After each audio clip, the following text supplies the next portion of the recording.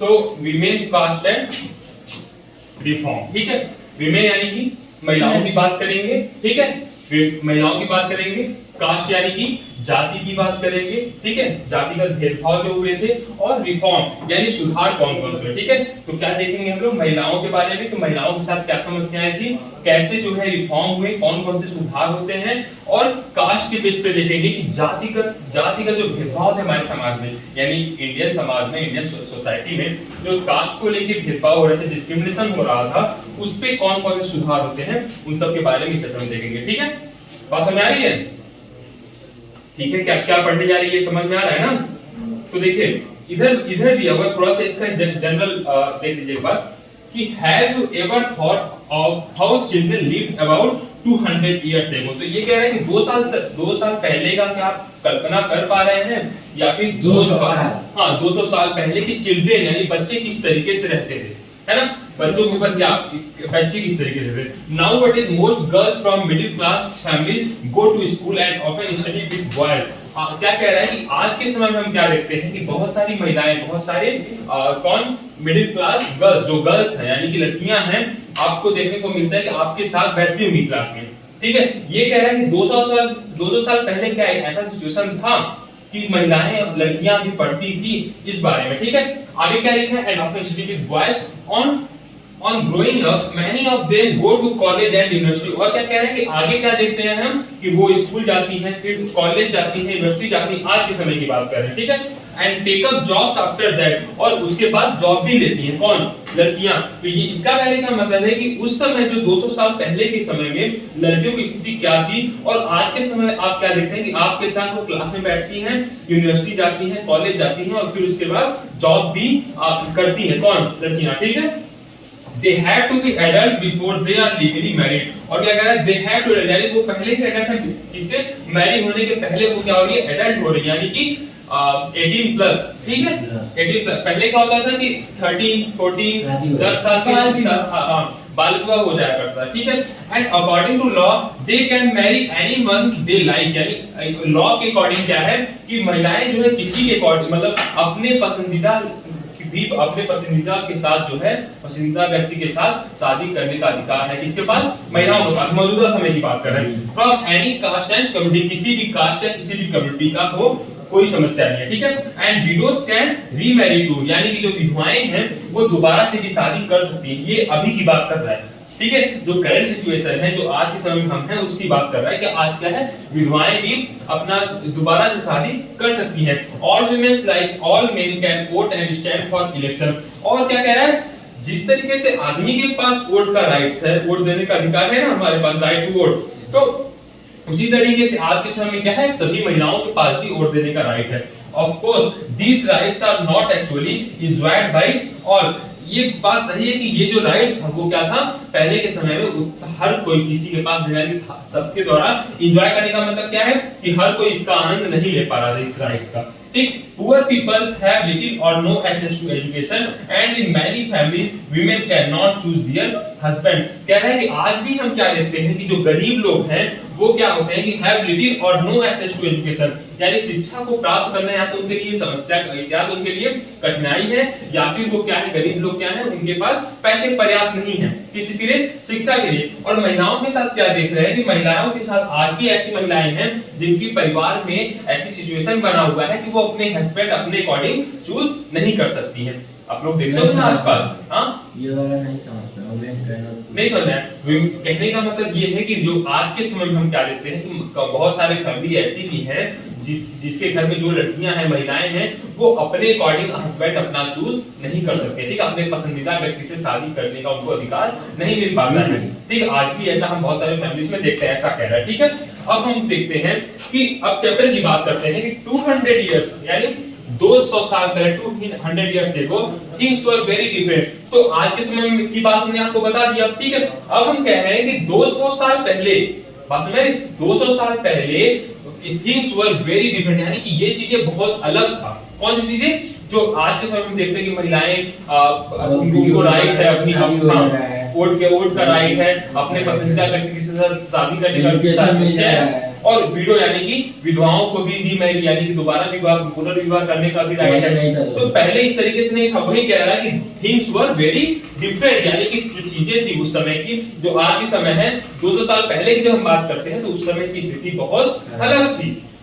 ठीक है, in some parts of the country यानी कुछ अपने देश के कुछ ऐसे हिस्से में widows were praised if they choose death by burning themselves on the funeral fire of their husband. कह रहा है कि 200 साल पहले की स्थिति क्या थी, हमारे देश के बहुत सारे हिस्से में जो विडोज थे ना, विडोज यानी कि विधवाएं, वो अपने पति के साथ क्या होती थी, पति के साथ न जल जाती थी। ठीक है, यानी पति के जो चिता होता था, जलती हुई चिता में महिलाएं जो महिलाएं अपने आप को आत्मसमर्पण कर देती थी, कहां पे, पति के चिता के ऊपर। ठीक है, वो कह रहा है कि उनको क्या प्रेज मतलब उनको पूजनीय माना जाता था।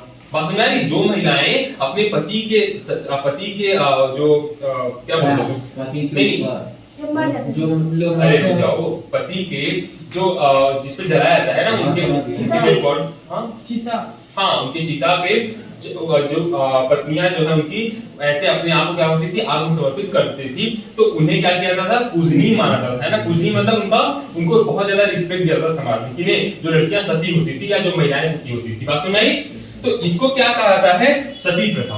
ठीक है, इसी को क्या कहते थे पहले, सती प्रथा। ठीक है, womens rights to property were also restricted. उस समय क्या हम देखते हैं कि जो महिलाओं के पास राइट टू प्रॉपर्टी यानी कि प्रॉपर्टी पे जो अधिकार, यानी कि जो आज के समय में सबसे पिता के ऊपर जाता, मतलब हम लोग क्या लेते हैं, जो पुरुष हैं, पुरुष प्रधान देश हमारा था ना, तो क्या कहते हैं जो जैसे जिसके पिता है, तो पिता का जो सारी प्रॉपर्टी किसके पास जाता था, उनके बेटों के पास, ना कि उनकी बेटियों के पास। लेकिन आज के समय में आप क्या देखते हैं कि ऐसे लॉ बन चुके हैं जिसमें क्या होता है कि जो किसी भी कोई भी व्यक्ति है, जैसे आप होंगे या कोई भी होगा, उनके बेटे और बेटियां सब में इक्वल डिवाइड होता है। ठीक है, प्रॉपर्टी का, तो वो क्या है, पहले वो चीज नहीं था, रिस्ट्रिक्टेड था, यानी कि प्रॉपर्टी की राइट महिलाओं के पास नहीं थी।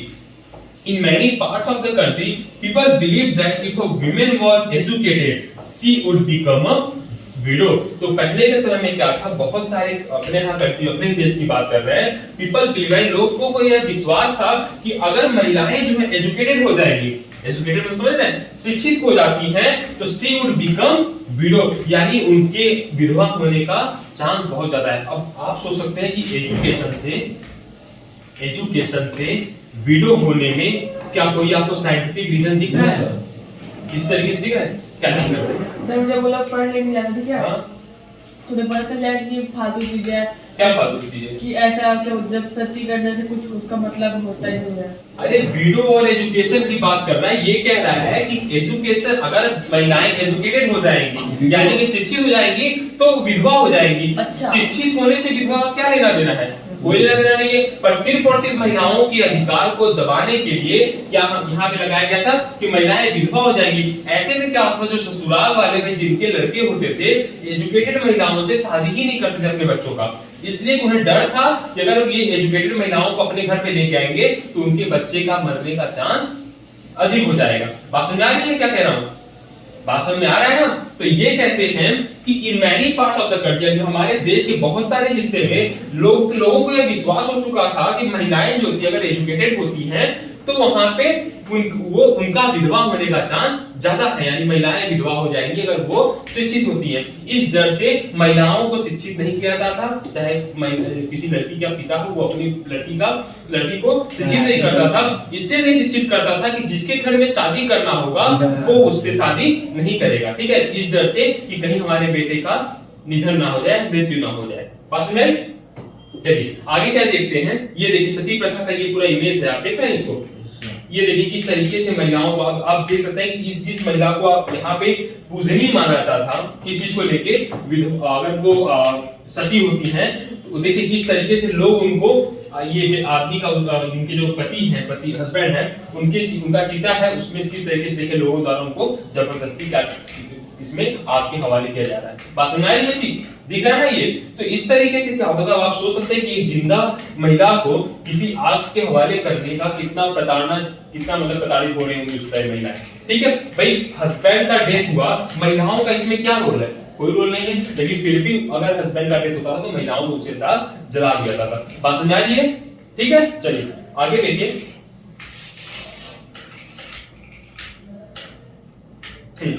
आगे देखिए, इन मोस्ट रीजन क्या कह रहा है कि इन मोस्ट रीजन यानी बहुत सारे क्षेत्रों में people were divided along lines of caste. हम और क्या देखते हैं, ये तो रही बात ऊपर की जो भी बातें हुई महिलाओं को लेके हुई थी। अब हम किसको देखते हैं, कास्ट को। कास्ट को लेके क्या समस्या है, यानी जाति को लेके क्या समस्या थी। तो बहुत सारे रीजन में people were divided along lines of caste, यानी लोग क्या थे, जाति के रूप में डिवाइडेड थे यानी विभाजित थे। Brahmans and Kshatriyas consider themselves as upper caste. ये जो ब्राह्मण थे और सॉरी केसरिया मैंने बोल दिया, क्षत्रिय, ठीक है, ब्राह्मण और क्षत्रिय जो थे उन्हें क्या कहा जाता था, अपर कास्ट में माना जाता था। तो याद रखिएगा, ब्राह्मण और क्षत्रिय को किस में माना जाता था, अपर कास्ट में। Such as traders and money lenders, यानी व्यापारी लोग किस कास्ट में आते थे, वैश्य में आते थे, वैश्य, ठीक है। वर प्लेस्ड आफ्टर देम, यानी अब अपर कास्ट के बाद कौन आता था, वैश्य। तो सबसे पहले कौन आया अपर कास्ट में, कौन कौन होता था, कौन कौन होता था इसमें, ब्राह्मण और क्षत्रिय। उसके बाद कौन आए,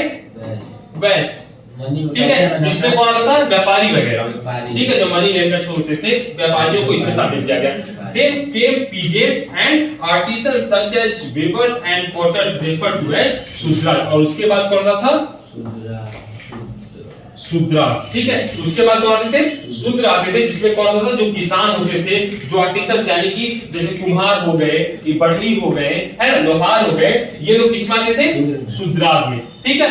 उसके बाद एक देखते हैं और क्या दिया है, at the lowest rung were those who labored to keep cities and villages clean or work at job that upper caste considered polluting, that is it could lead to the loss of caste status। कह रहा है कि और इसके अलावा जो लोग थे इसके नीचे वे लोग आते थे जो क्या होते थे कि जो जैसे कि कचरा साफ करना या नाली साफ करना, इस तरीके में आते थे, ठीक है, जो जिन्हें अछूत माना जाता था, ठीक है।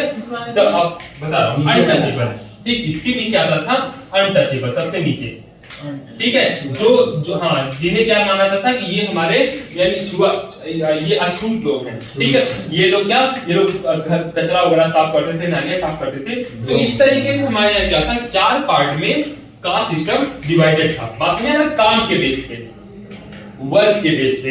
ये क्या होते थे, अपर कास्ट वाले जो क्षत्रिय होते थे वो लड़ाई करते थे, जो ब्राह्मण होते थे वो पूजा पाठ ज्ञान देते थे और पूजा पाठ कराते थे, ठीक है।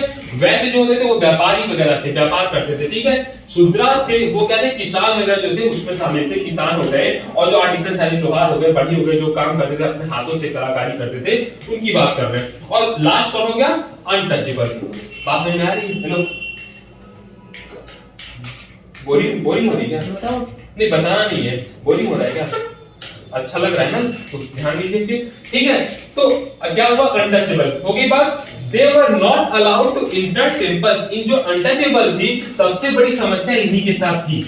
बस में जो अछूत लोग थे, इन्हीं के साथ ही सबसे बड़ी समस्या थी, क्योंकि इन्हें मंदिरों में भी एंट्री देना इनको प्रतिबंधित कर दिया गया था, यानी मंदिर में भी प्रवेश नहीं कर सकते थे। Draw water from the wells used by the upper caste. और क्या कह रहे थे कि जो अपर कास्ट के द्वारा जो कुओं से पानी निकाला, जिसके कुएं से, उस कुएं से ये लोग पानी नहीं निकाल सकते थे, ठीक है। और बात थी ponds where upper caste bathed. और जिस पॉन्ड में, जिस भी तालाब में अपर कास्ट के लोग जो बात करते थे, नहाते थे, उसमें इन लोगों को नहाना प्रतिबंधित था, ठीक है। इसको अनटचेबल जिन्हें माना जाता था, ठीक है। बात समझ आ गई। चलिए अब क्या देखते हैं कि जब ये समस्याएं थी, देखा ना, महिलाओं के साथ समस्या क्या थी, सती प्रथा, विडो रीमैरिज। उसके बाद क्या देखते हैं, देखिए हमने क्या देखा, हमने कास्ट को लेकर, है ना, कास्ट के साथ क्या समस्या था, जो अनटचेबल पीपल थे उनको मंदिर में जाना उनका प्रतिबंधित था, जो कुएं से पानी लेना प्रतिबंधित था, पॉन्ड में नहाना प्रतिबंधित था, ठीक है। अब क्या देखते हैं, वर्किंग टुवर्ड्स चेंज, ठीक है, क्या बदलाव होता है। बात समझ आ रही है। उसको जो ये समस्या आपने ऊपर देखा, उसको उसके बाद उसके समाधान के लिए क्या ऐसी बदलाव होते हैं समाज में, ठीक है। For the first time books, newspapers, magazines, leaflets and pamphlets were printed. तो पहली बार ऐसा होता है कब, 18th सेंचुरी में अर्ली 19th सेंचुरी या 19th सेंचुरी के शुरुआत के समय में क्या कहते हैं, for the first time books, newspaper, magazine, leaflets, pamphlets were printed. ये सारी चीजें क्या होने लगी, प्रिंटेड होने लगी ना, बुक्स वगैरह आने लगी, मैगजीन वगैरह छपने लगी, न्यूज़पेपर वगैरह छपने लगे, लिफलेट जो वो दफ्ती होता है ना वो छपने लगा, पैम्फलेट्स यानी कि जैसे आप लोग चुनाव प्रचार के टाइम पे देखते हैं ना, वो प्रचार के लिए पत्र रहता है जो उड़ाते हैं, वो पैम्फलेट्स हो गया, वर प्रिंटेड। ठीक है, ये सारी चीजें क्या होने लगी, प्रिंट होने लगी। किस चीज को लेके, समस्याओं को बताने के लिए, लोग अपने विचार इसके माध्यम से दिया करते थे समाज में। Therefore, ordinary people could read these and many of them could also write and express their ideas in their own language. देखो क्या कह रहा है, therefore जो ordinary people थे, ordinary मतलब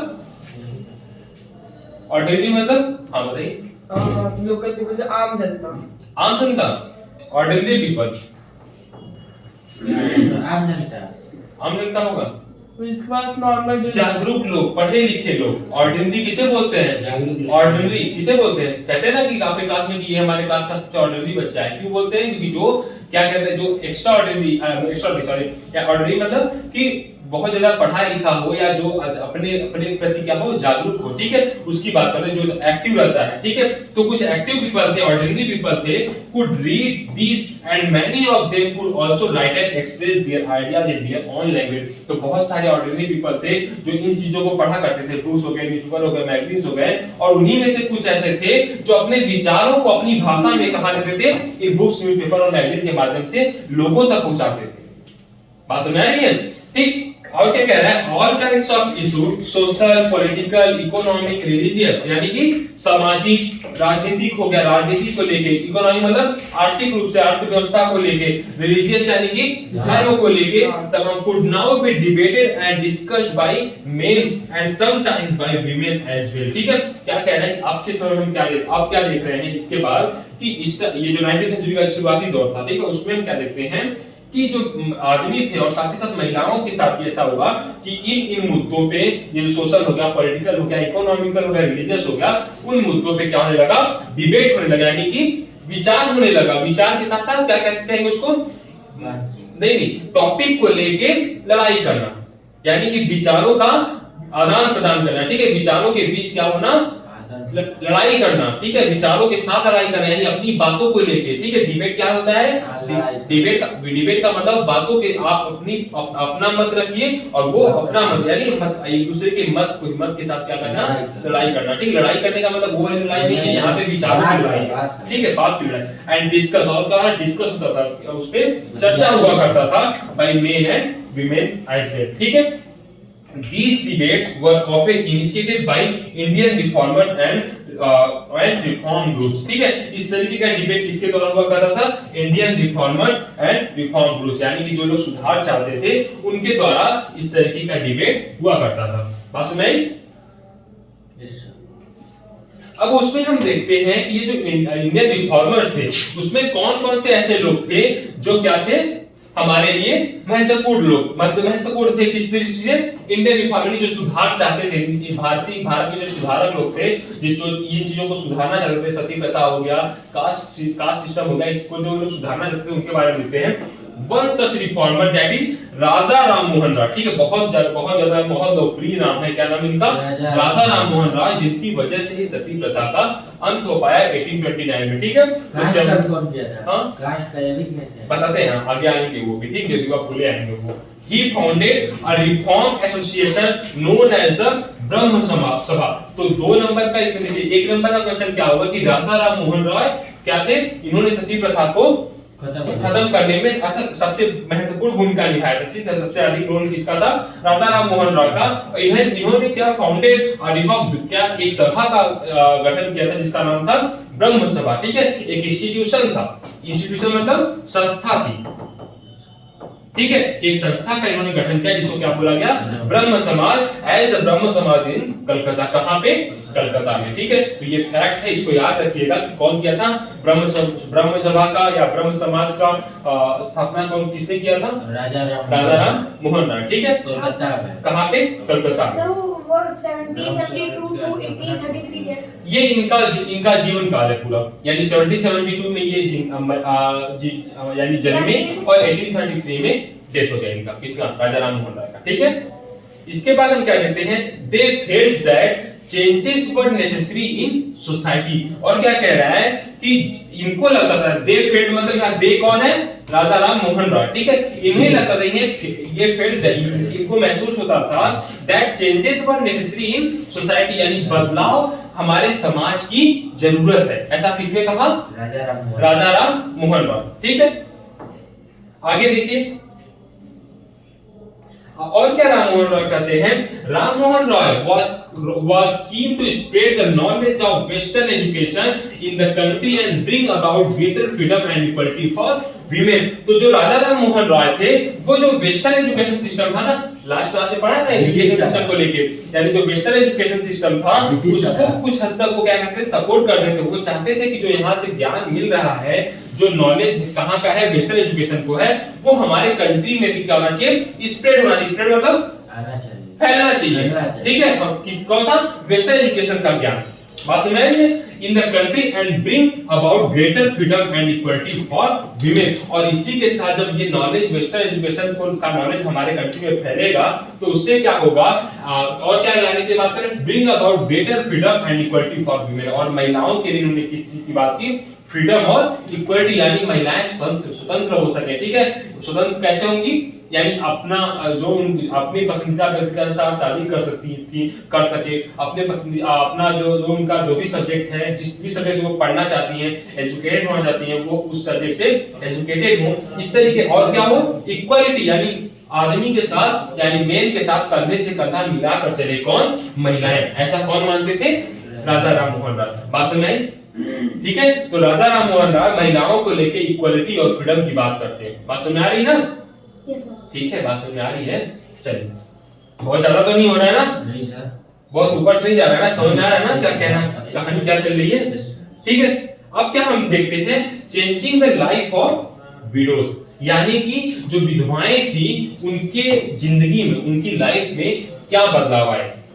बात समझ आ रही है, changing the life of widows, तो विडोज की यानी विधवाओं की जिंदगी में ऐसे कौन से बदलाव आए, क्या है, he began a campaign against the practice of सती। तो कौन, किसने किया, राजा राम मोहन राय ने क्या किया, स्टार्ट किया, एक कैंपेनिंग स्टार्ट किया, यानी कि एक मूवमेंट स्टार्ट किया, एक आंदोलन स्टार्ट किया, किस चीज को लेके, सती प्रथा को बैन कराने के लिए, यानी बंद कराने के लिए, ठीक है। जो सती मतलब जिसमें महिलाओं को आग के हवाले कर दिया जाता था, ठीक है, यानी कि जो उनकी पति के चिता के साथ उन्हें भी जला दिया जाता था, उसे क्या बोलते थे हम, सती प्रथा।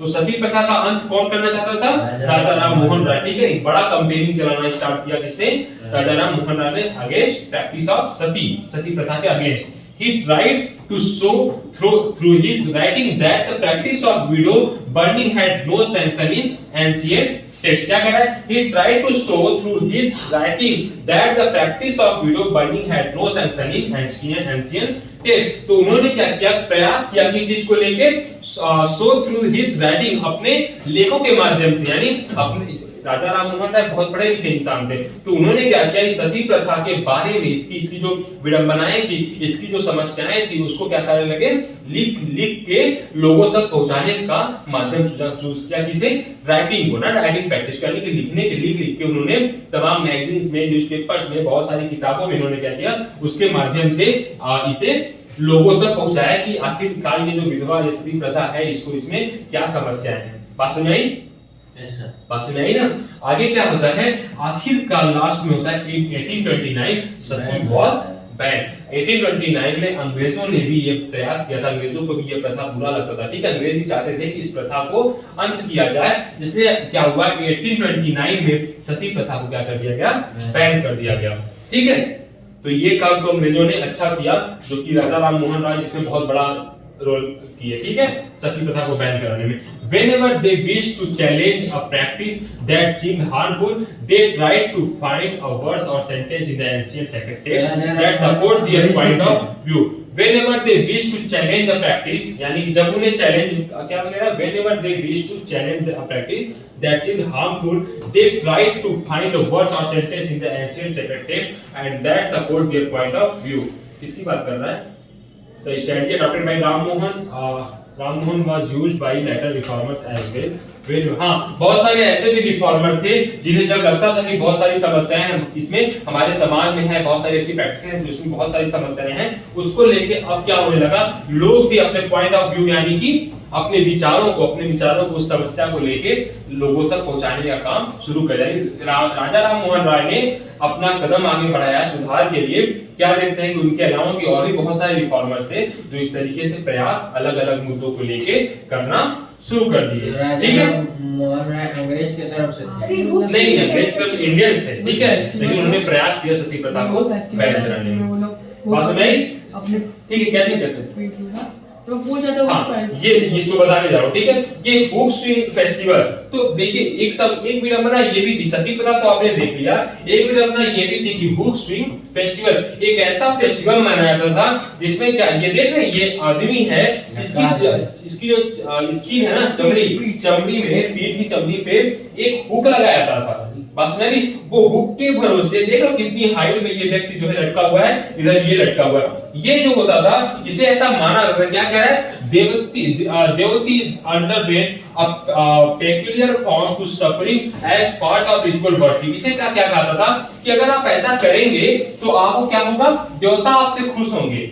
ऐसा माना जाता कि अगर इतना आप कष्ट अपने आप को दोगे तो उससे क्या होंगे, देवता प्रसन्न होंगे। ठीक है, तो देवताओं को प्रसन्न करने के लिए हमारे यहाँ के जो जागरूक इन्वर्टर कॉलोनी कहेंगे, ठीक है, ऐसे लोग जो देख रहे हैं ये किस तरीके से, जो लोग क्या थे, अशिक्षित लोगों को ही इस तरीके का इस तरीके से आप क्या कर सकते हैं, बहला सकते हैं। बस मैं ये जो एजुकेटेड होगा क्या वो कभी इस पोजीशन पे आएगा, कभी नहीं आएगा। उसे पता है कि ये अपने आप को कष्ट देने से कौन सा भगवान मिलने वाले या कौन से भगवान खुश होने वाले। लेकिन क्या होता था इसमें, इनकी पीठ की जो चमड़ी होती थी उसमें हुक लगा दिया जाता था। ठीक है, हुक लगा के इस तरीके से ये बैलेंस होते थे। ठीक है, देख रहे ये यहाँ लटका हुआ है, यहाँ लटका हुआ है, अगर ये ऊपर जाता है तो इसको खींचेगा। ठीक है, तो वो समझ, चमड़ी अगर खींचेगा तो कितना दुख होता होगा। बस मैंने तो ये क्या थी, हमारे समाज की एक बड़ी विडंबना ये भी थी जो ये फेस्टिवल्स मनाता था। ठीक है, बाद में इस फेस्टिवल को भी बैन कर दिया गया था। ठीक, चलिए फेस्टिवल कहाँ मनाया जाता था? ये फेस्टिवल होता था कलकत्ता में होता था, लिखा होगा यहाँ, इसका भी नोट्स लिखवा दीजिए। ठीक है, कलकत्ता, हाँ इसका पूरा नोट्स लिखवाएंगे। ठीक है, तो ये कलकत्ता में ही होता था इस तरीके का जो और भी बहुत सारे जगहों पे हुआ करता था, कलकत्ता में ये मेनली कलकत्ता की बात कर रहे हैं। ठीक है, फिर आगे क्या देखते हैं, for instance one of the most famous reformer Ishwar Chandra Vidyasagar. अब देखिए, अभी तक हम लोगों ने किसकी बात की, राजा राम मोहन राय की। अब एक और फेमस व्यक्ति आते हैं, कौन, ईश्वर चंद्र विद्यासागर।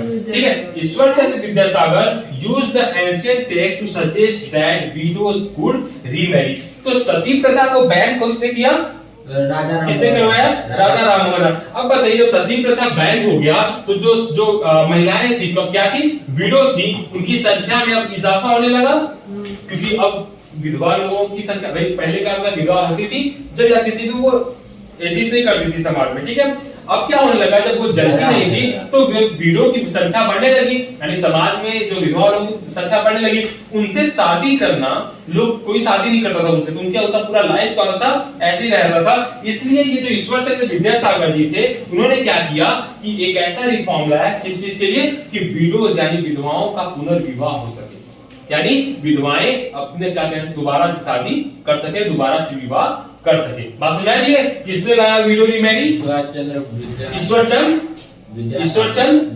विद्यासागर। आपने बोला आर्य समाज की खोज की। हाँ, आपने कौन, इन्होंने ईश्वर चंद्र विद्यासागर ने, इन्होंने की थी, अभी स्वामी दयानंद सरस्वती ने, दयानंद सरस्वती ने आर्य समाज की थी। ठीक है, इस सजेशन वाज अडॉप्टेड बाय, यानी कि विडोज रीमैरी किसने लाया, ईश्वर चंद्र विद्यासागर, और सती प्रथा को बैन किसने करवाया, राजा राम मोहन राय। याद रहेगा अपना। चलिए, इस suggestion was adopted by British officer, जो इन्होंने सजेशन दिया किसे लेके, विधवाओं का दोबारा से रीमैरी के लिए, यानी पुनर्विवाह के लिए, तो ब्रिटिश ऑफिसर्स होते, ब्रिटिश ऑफिसर्स यानी जो ऑफिसर्स थे ब्रिटिश के, उनको क्या हुआ, उन्होंने इस चीज को अडॉप्ट किया, यानी उनकी बातों को महत्व दिया, इनकी बातों को मान लिया, कौन, ब्रिटिशर्स। ठीक है, and law was passed in 1856 to permitting widow remarriage. ठीक है, तो एक लॉ पास किया गया, कौन सा, 1856, और 1829 में क्या हुआ था भाई, उसका सती प्रथा was banned। सती प्रथा को बैन किया गया था, ठीक है। 1856 में क्या देखते हैं, एक लॉ पास किया गया किस चीज को लेके, कि परमिटिंग विडो रीमैरिज, यानी कि विधवाओं का जो पुनर्विवाह है उसको क्या किया गया, परमिट, यानी कि अब उसे लीगल मान लिया गया, ठीक है। यानी विधवाओं या विवाह कर सकती थी। Those who were against the remarriage of widows opposed Vidyasagar and even boycotted him। तो बहुत सारे समाज में ऐसे भी लोग थे जो ये नहीं चाहते थे कि विधवाएं दोबारा से विवाह कर सके। इसलिए क्या होता है कि वो लोग विद्यासागर जिन्होंने ये प्रयास किया था रिमैरी के लिए, उनका बॉयकॉट कर दिया। बॉयकॉट करना मतलब खत्म नहीं होने दिया। बॉयकॉट करना मतलब क्या होता है, पीछे बैकवर्ड मतलब पीछे। उनका उनको बहिष्कार कर दिया गया।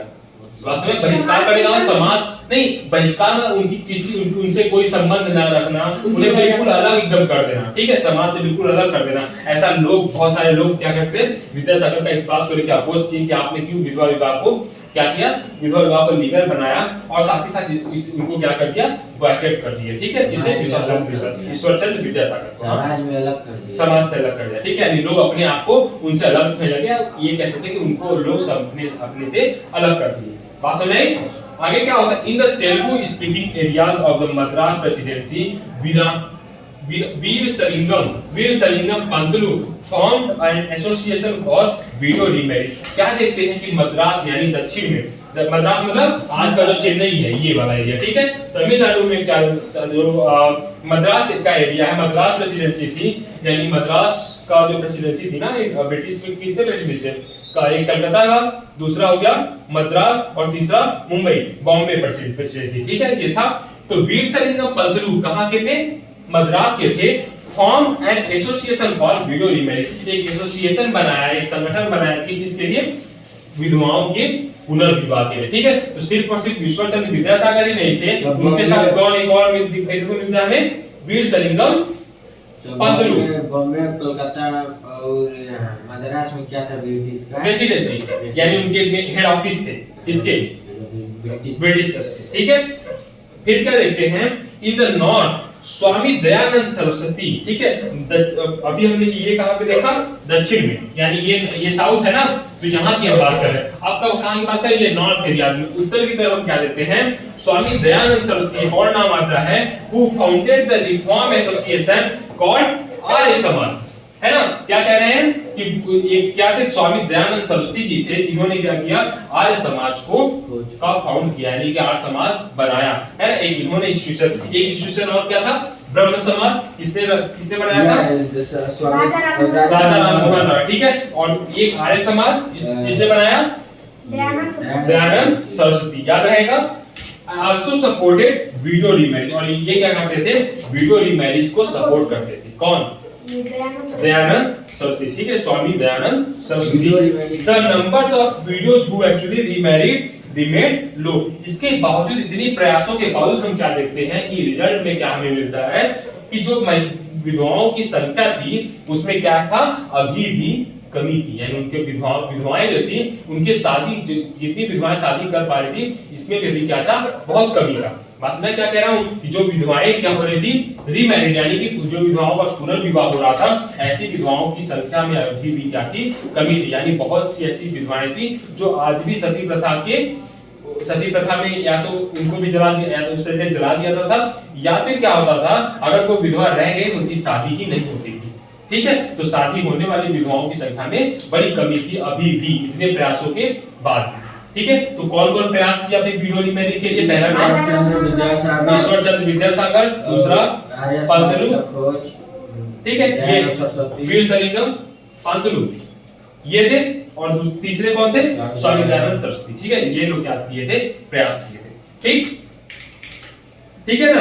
अब क्या हम देखते हैं, गर्ल्स बिगिन टू स्कूल, इसे हम अगली क्लास में देखेंगे, ठीक है। अब क्या कह रहा है, अब गर्ल्स क्या होंगी, स्कूल जाना शुरू करेंगी, ठीक है। यानी गर्ल्स क्या करती हैं, अब स्कूल जाना कैसे शुरू करती हैं, किस तरीके से उन्हें स्कूल भेजा जाने लगा, कौन सी महिलाएं स्कूल जाती थी, इसके बारे में हम देखेंगे अपने नेक्स्ट क्लास में, ठीक है। इसके बाद इसका नोट्स हम लिखवा देंगे, डन, चलिए।